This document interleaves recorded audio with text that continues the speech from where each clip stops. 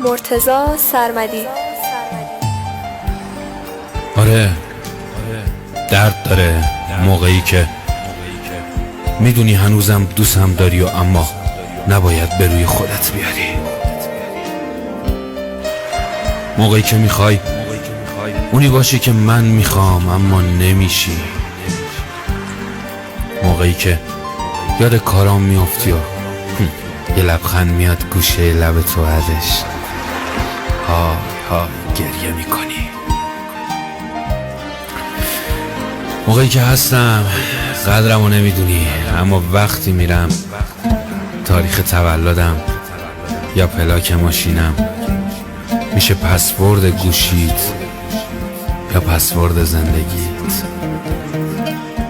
آره درد داره موقعی که دلت یه چیزی میگه و عقلت یه چیز دیگه.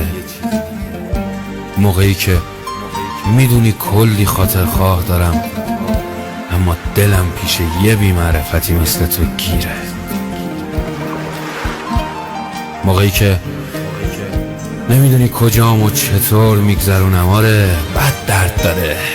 بدتر این که ناراحتی دلت یه عالمه گریه میخواد اما میبینی نیستم که بغلت کنم و بگم آروم باش قربونت برم گریه نکن. یا وقتی که بهت زنگ نمیزنم اما با شنیدن صدای زنگ گوشیت نفست بند میاد. وقتی به هم نیاز داری ولی نیستم بد درد داره. آره درد داره. وقتی یهو احساس میکنی اسمتو صدا کردم اما متوجه میشی فقط خیال بوده. یا وقتی داری تو خیابون راه میری میبینی همه دست عشقشونو گرفتن اما تو